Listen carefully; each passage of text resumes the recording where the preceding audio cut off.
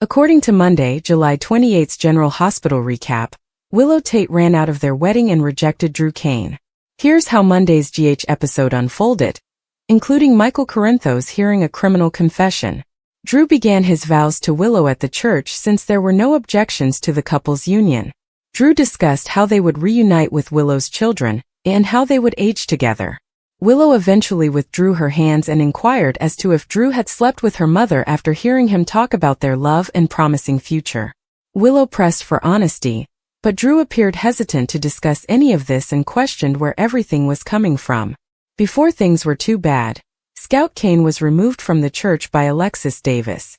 But when Drew revealed his past infatuation for Nina, Willow attacked him, even though he frantically tried to justify it by claiming that Willow was the only person he had feelings for. Willow became enraged with Drew for ruining her marriage and prioritizing himself over her kids. Willow was appalled to learn that Drew had actually used the overheard exchange to manipulate wily Corinthos. Willow flinched from his touch and ran from the church, despite Drew's insistence that it was a tactic. They got into a heated argument after Nina Reeves stopped Drew from pursuing Willow. They played the blame game, yelling at each other over this outburst since Drew thought Nina was the one who blabbed. Drew pretended no one could trust whatever he said after telling the others that Nina had arranged for the escort to poison him. Nina was saddened by Willow's suffering, but she was at least relieved that Drew would never again have Willow. Molly Lansing Davis declined to put on more sunscreen at the Metro Court pool, because she believed Cody was only interested in getting her hands all over him. Cody was taken aback by Molly's sudden shift in attitude. In the end, Molly felt ashamed when Cody saw her trashy romance book with a cowboy theme, but she said it was research for a book she was writing. Michael asked Christina Corinthos Davis why she was attempting to obstruct Molly and Cody at Alexis Davis's house. Christina said that it was because Cody was the type of man who would take money in order to woo someone. Given that she was paying Cody to woo Ava Jerome, Christina felt certain of it. After discovering that the car she had cut the brakes on was actually Rick Lansing's, Christina finally came clean about it. Michael learned that Christina almost murdered Elizabeth Baldwin and Rick Baldwin in an accident that wasn't intended for them. Christina also admitted that after discovering the truth, Rick and Ava were now using blackmail to coerce Alexis. Michael wished he could have prevented this catastrophe from ever occurring, and expressed regret for not being there for Christina when she needed him. Christina was relieved to finally open up to Michael and let everything out. Christina cautioned Michael that Alexis couldn't find out that she had confessed to him, after giving him a brief update on the paid seduction scenario. Michael and Christina were informed of the unsuccessful wedding when Alexis and Scout arrived home early. Alexis described how Willow became furious with Drew for having an affair with Nina when Scout was in the adjacent room. Jason Morgan stopped over Carly Spencer's house to observe how she responded to Wiley's inquiries regarding Willow's union with Uncle Drew. Carly was concerned that Jason may dig up Britt after he inquired if she knew if she was buried or cremated. After Carly acknowledged that she had no answers, Jason eventually located Liesl drinking by herself in the wedding reception area, and wanted to discuss Britt Westbourne with her. Vaughn was only acting, he noted in Jack Brennan's office, and he sought confirmation that Jocelyn Jacks could do the same. Brennan appeared to be worried about genuine emotions interfering. Even though she couldn't foresee how she would feel in months, Jocelyn maintained that she understood the difference. Before they focused on the courier's tracker, which was en route to the Five Poppies resort, Brennan was grateful for Jocelyn's openness.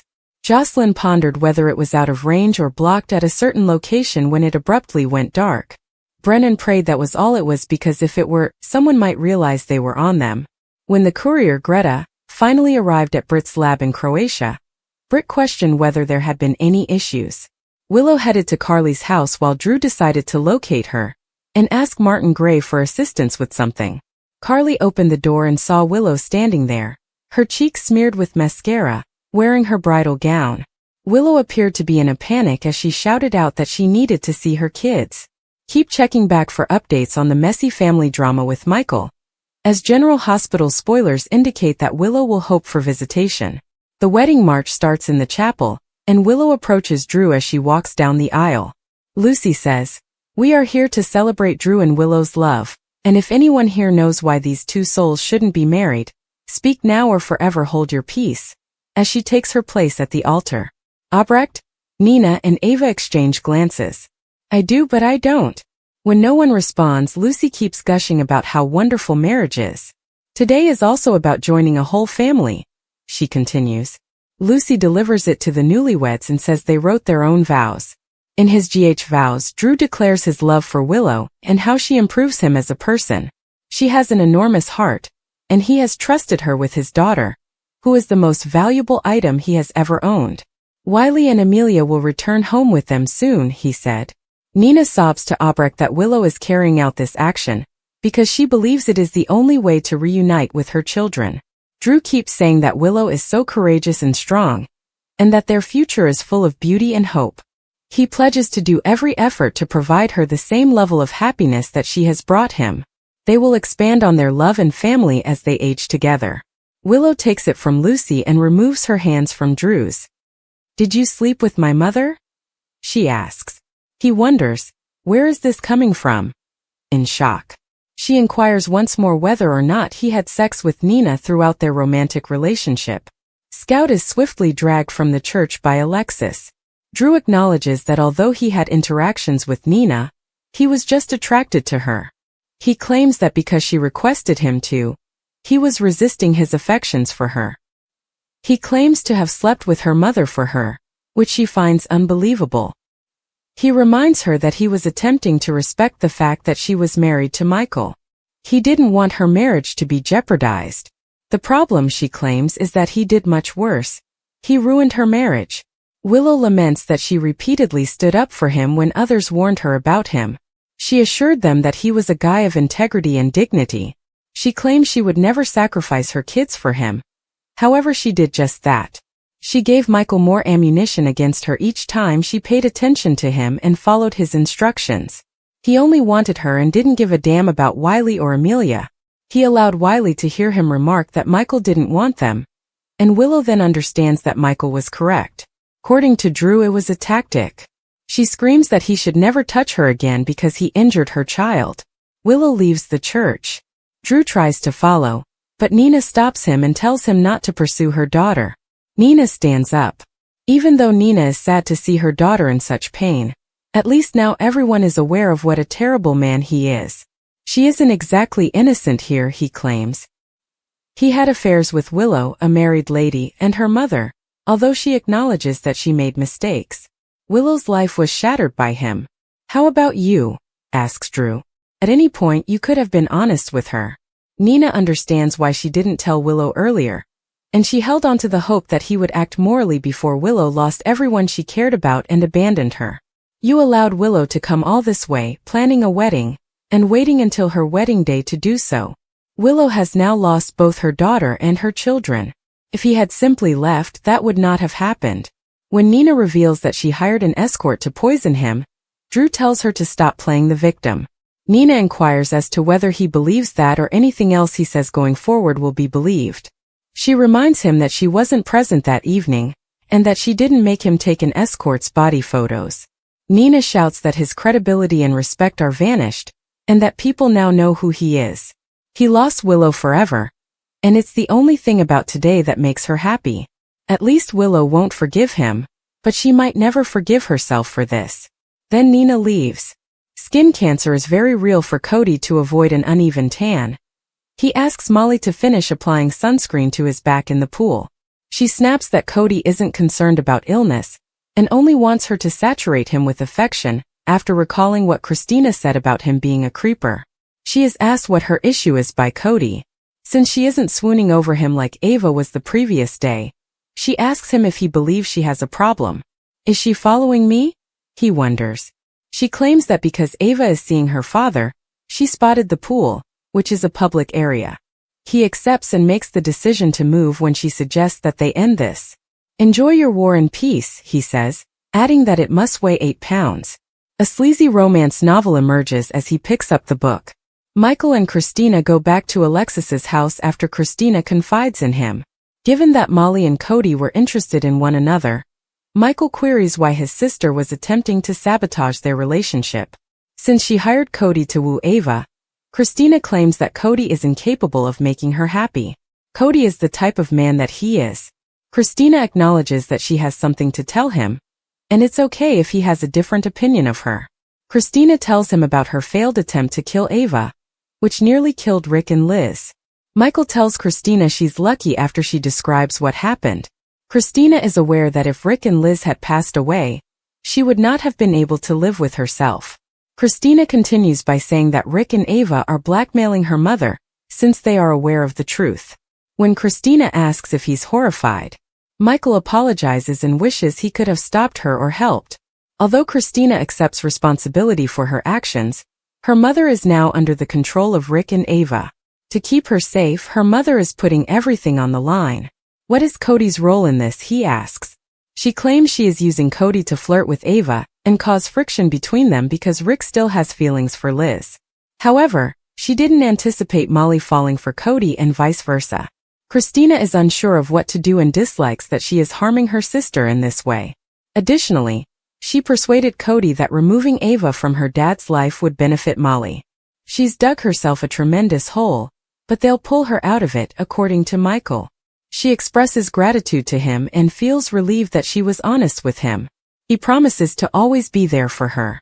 She acknowledges that her mother cannot be aware that he is aware. Christina then inquires about the wedding once Alexis and Scout arrive. Scout remarks that it's strange and that Willow and her father never married. Since Scout hasn't eaten today, Alexis begs Christina to accompany her to grab some snacks. When Alexis is by herself, she tells Michael that some facts surfaced, which is why the wedding didn't take place. Specifically, Nina was having an affair with Drew. Jack and Josh track a courier while Jack is on the phone. Josh shows up at his office and finds out that the courier hasn't yet left her Croatian residence. Jack tells Josh that he wants to hear her version of events with the courier because Vaughn gave him his. She doesn't think the courier had any suspicions, so she tells him what happened. Did Vaughn say something different? She wonders. Jack claims he was drawn to something her mother said. According to Jack, her mother is simply pleased with her for meeting Vaughn and getting on with her life. According to Joss, the goal was to persuade everyone they were dating. She's new to this, he explains, and it's simple to get sucked into pretending to feel something. There are no feelings involved, she tells him. Vaughn is contributing and she must, according to Jack. Despite his warning that this masquerade may last for months, Joss is adamant that she can manage it. Greta, the courier, is en route to the Five Poppies resort when Jack receives a call. It seems like a strange location for Joss to drop off a box. The tracker abruptly dies. Carly and Jason handle difficult questions. Carly is watching Michael's children for the evening at her house. Wiley asks Jason, who is present, why his mother is getting married to Uncle Drew. According to Carly, people marry when they fall in love. Wiley believes that his mother should love his father. They have different ways of loving each other, and sometimes, even if two people are in love, they can't live together, Carly explains to him. Is that the reason they don't live with Mommy? He says. She gently informs him that his mother is merely abiding by the regulations, and that the judge has ordered them to be apart for a short time. Carly tells Jason how careless and self-centered Drew and Willow have been, and Wiley leaves. Jason questions whether it seems familiar for Michael to keep the children away from Willow. It makes him think of the time they kept Michael away from AJ. Carly fears that Wiley and Amelia may eventually feel the same resentment Michael had for her once he found out. She needs to have faith that they will overcome it and comprehend just as Michael did in the end. When the topic of Britt comes up, Jason asks her if she knows anything about what happened to her body. Was she laid to rest? Cremated? He will need to speak with Carly's family, who are there at the wedding as they are unaware. In the latter moments of the show, Molly tells Cody that the book is only a daydream when they are at the pool. Is she a secret romantic? He wonders. It's no secret, she claims, and she even penned 2 romantic novels in her youth. He is impressed. This is research for a 3rd book, she says. He questions why she is keeping this a secret. She advises Cody that he should have had his odd mole on his back checked out before she packed up and leaves. Joss inquires in Jack's office as to whether the tracker is shielded or out of range. Jack hopes so since they'll know someone is on them if it's discovered. Greta shows up at Britt's lab in Croatia. Britt laments that she took her time, and that she didn't plan to stop for a martini along the way. She asks Greta whether there were any issues. At the very empty reception, Albrecht orders a drink at the bar to rejoice that the wedding didn't happen. When Jason shows up, She believes he is there for the wedding. He wants to know more about Britt. When Christina arrives to the living room at Alexis, she discovers that Nina and Drew were sharing a bed. As she swept Scout away, Alexis describes what transpired, but she doesn't know much more. According to Christina, they all made an effort to be honest with Willow about Drew. At the church, Martin tells Lucy that the show was worth the entrance fee, and that at least they avoided a bullet in divorce court. Michael remarks, now she finally knows who he really is. According to Lucy, he would be aware of that. Pot meet kettle, he informs her. Martin inquires as to if this is how many of the ceremonies she conducts turn out. You'd be surprised, she replies. Kai offers to drive Drew home, but he prefers to look for Willow. Martin is also informed that he has a job for him. In the vestibule, Nina panics as Willow's car is gone. Where might she be, she wonders. Nina believes Willow needs her mother at the moment, despite Ava and others' attempts to soothe her. Willow knocks on Carly's door as she arrives. Willow implores Carly to let her see her kids when she eventually responds. Molly tells her mother on the upcoming General Hospital that he will stop exploiting her. She's going to forget all about him, Christina says. Tracy is thrilled with the cues and tells Drew, "You've already lost your bride?" Willow sobs to Michael and Carly. "Will you allow me to see my children now that I didn't marry Drew?"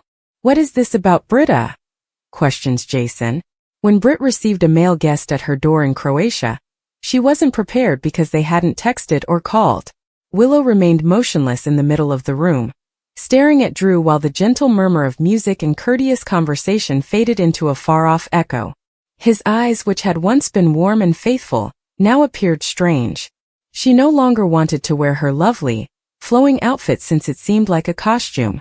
The words Drew had just said reverberated like thunder in her head, and what had once felt like a celebration now felt like a mistake playing out in real time. He had assured her of honesty and a future based on openness and confidence. However, what he provided was a meticulously crafted delusion, and the curtain of their connection broke in the quiet that followed his admission. It was obvious to the wedding guests that something was amiss. Talk slowed. People turned. There was no denying the tension in the air. Willow tried to speak, her lips quivering a little, but the words would not come. Willow stepped back as Drew approached her, arms half outstretched as though he could fix what had just broken. The weight of the treachery pressed like a stone into her chest, and she breathed in sharp, short gasps.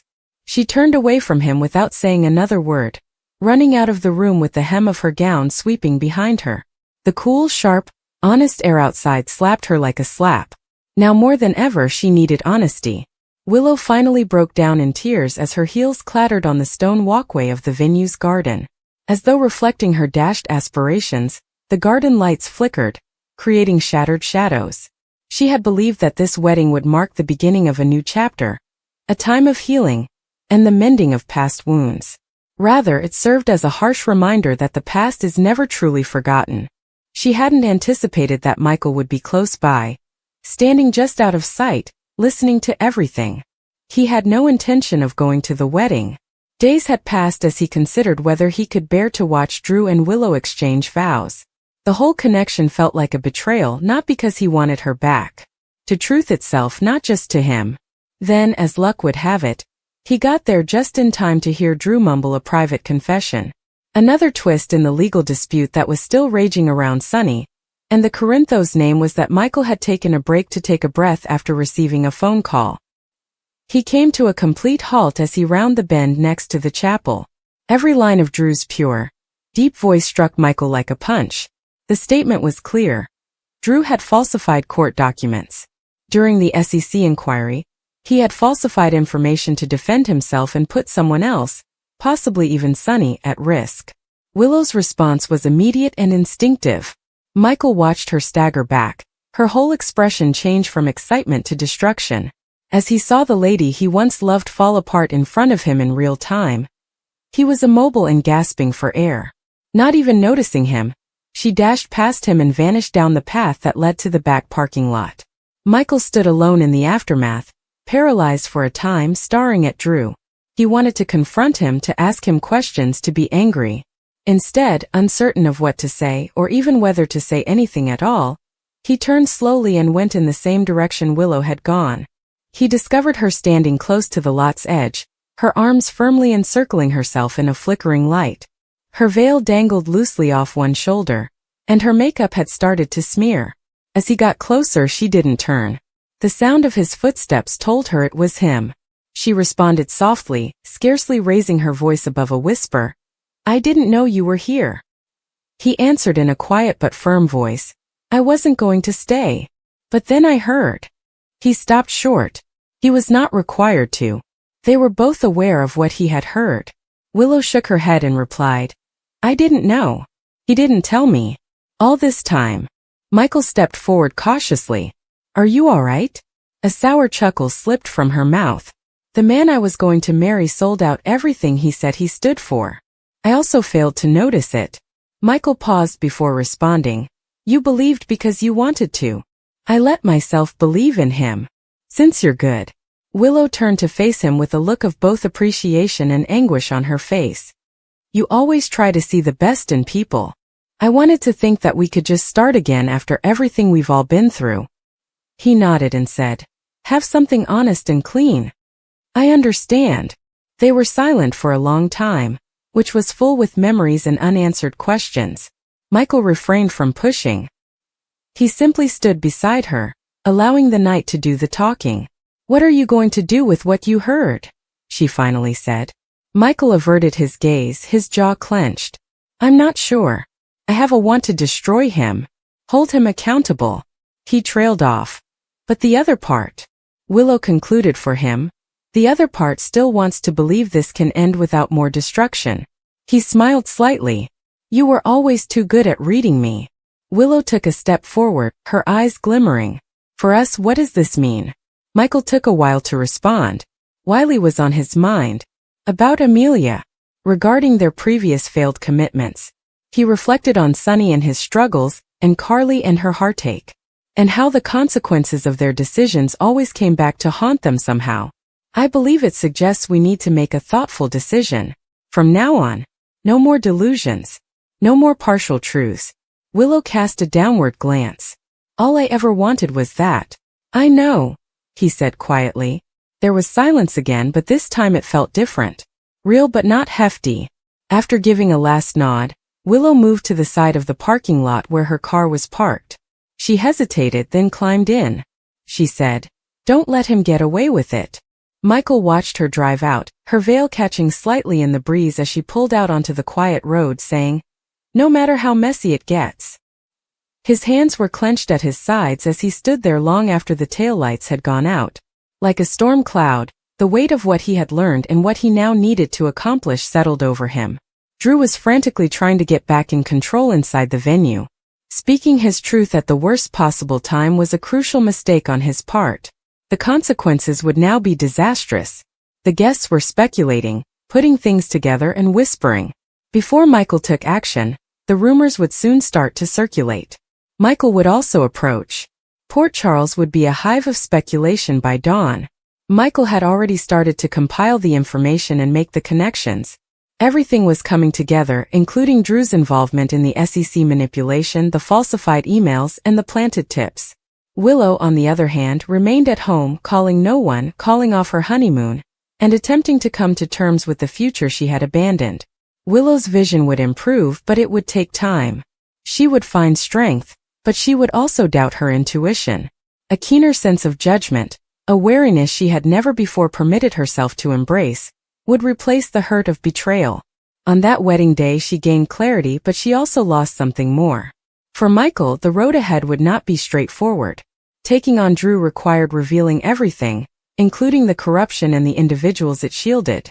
It meant jeopardizing professional relationships, familial relationships, and potentially the future of his kids.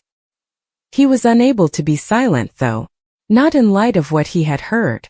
Considering everything Willow had been through. So he got ready. Silently. Calculatingly. And he secretly hoped that perhaps, just possibly, this agonizing disintegration might be the beginning of something sincere for them all. Because who would demand the truth if they didn't?